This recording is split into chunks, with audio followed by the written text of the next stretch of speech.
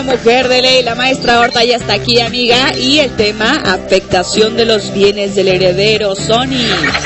Y yo le agradezco de verdad más que nunca, Marielena, que esté con nosotros, porque cuántos temas existen de verdad en estas cuestiones legales que pues no tenemos acceso así como en el día a día a estar tan informados a detalle, digamos, de todo lo que puede suceder cuando heredamos y demás. Este es uno de esos temas. Marielena, muchas gracias por acompañarnos el día de hoy. Traemos un tema bastante interesante que es la afectación de los bienes del heredero. Claro. Exactamente qué es, Marielena. Mira, tienes toda la razón del mundo. A veces en nuestro hacer cotidiano, o sea, nos encontramos con estos problemas y no sabemos qué hacer.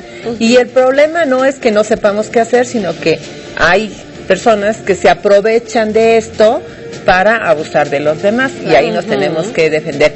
¿En qué consiste esto de la afectación de los bienes del heredero? Bueno, la herencia está conformada, o sea, está integrada por las cosas materiales que nos dejan, los bienes, por los derechos, por ejemplo, si nos dejan acciones, pues esos son derechos, y por las deudas. O sea, no nada más son bienes y derechos, sino también son deudas. Pudiera darse el caso de que las deudas sean mayores a los bienes y derechos que nos están dejando. Entonces, el heredero, si tiene bienes propios, no tiene por qué pagar con sus bienes personales las deudas que dejó el de cuyos. ¡Qué suerte! Pues oye, imagínate nada más. Esta figura es muy interesante porque se llama beneficio de inventarios. ¿En qué consiste el beneficio de inventarios? En que yo como heredero voy a responder hasta donde iba a ser beneficiado por los bienes del difunto. Hasta ahí nada más. Entonces vamos a poner, por ejemplo, se muere mi tío y me deja como heredera. Qué emoción, ¿no? ¿No es cierto? Sí. Qué emoción que me deje como heredera. Sí, sí, pobre tío, pobre tío. Ya lo estoy notando. Entonces, me deja una casa que vale 2 millones de pesos. Pero resulta que él tenía deudas por 3 millones de pesos. Entonces, los acreedores pues se ponen felices porque dicen, bueno, la heredera tiene dinero para pagar los 3 millones de pesos. Es un supuesto, por supuesto. Entonces, eso, o sea, yo no tengo por qué pagar esos 3 millones de pesos.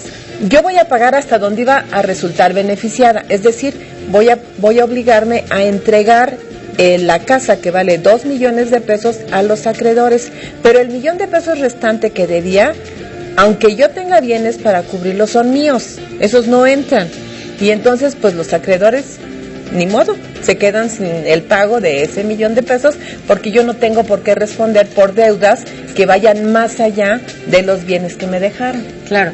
¿Sí? ¿Y este tipo de pleitos toma años o son juicios rápidos?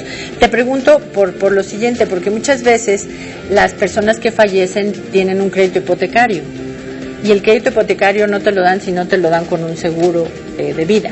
Entonces ya que te salgan con que, no, bueno, ya se murió pero nos debe tanto y entonces no, nada de que nos debe tanto. Esto es también importante señalarlo. Mira, los créditos hipotecarios, como decías, generalmente siempre tienen seguros.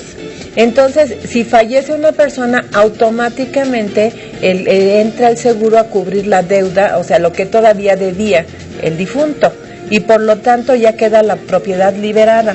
A nombre del heredero. Exactamente. Lo mismo sucede con las tarjetas de crédito. En las tarjetas de crédito, cuando fallece el titular de la tarjeta de crédito, las tarjetas de crédito tienen un seguro. Entonces, muchas veces, y esto va en contra de mí, pero lo voy a decir, ¿verdad? Los abogados abusan y van con los herederos y le dicen, tiene usted que pagar. ¿Por qué? Pues porque su papá cuando se murió dejó tales deudas y usted tiene que pagar. Eso no es cierto. No es cierto, está el seguro que cubre la deuda del difunto. Y no solamente le cobran a los herederos, sino muchas veces hasta llegan a embargarlos. Y eso no puede ser, o sea, eso no debe ser.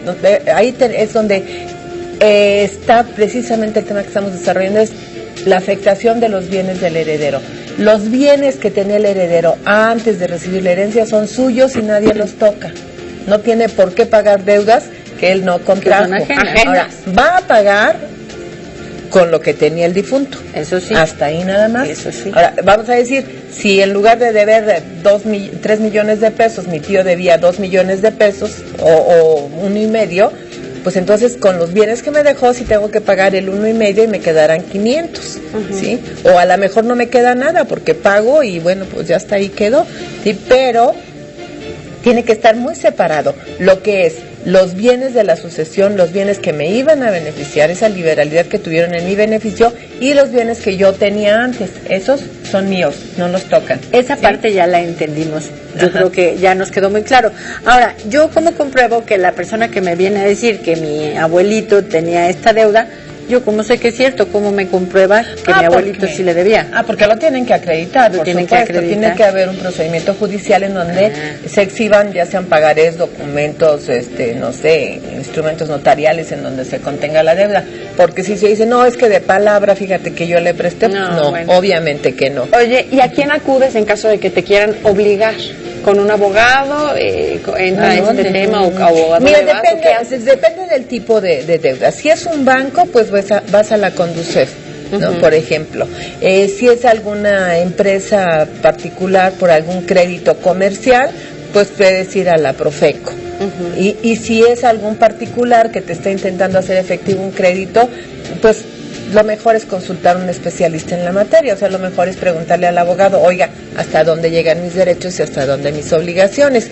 Y si llegan, porque nunca falta, ¿verdad?, alguien que se pasa de listo y que llega a tratar de hacerse justicia por su propia mano, pues ¿saben qué? De inmediato hablar por teléfono a la policía y hacer la denuncia correspondiente, ya sea porque lo estén hostigando con llamadas telefónicas, que luego eso se da mucho, o bien porque lleguen a intentar quitarle algo que es de usted, ¿no? Entonces, si no hay una orden judicial, no hay forma de que dispongan de los bienes, no, definitivamente no. Y siempre, pues tenemos que recurrir a la autoridad, ¿no? Decirles, por ejemplo, hay una persona que me llama a las 3 de la mañana porque cuando mi papá se murió tenía una tarjeta de crédito y tenía 100,000 pesos de deuda.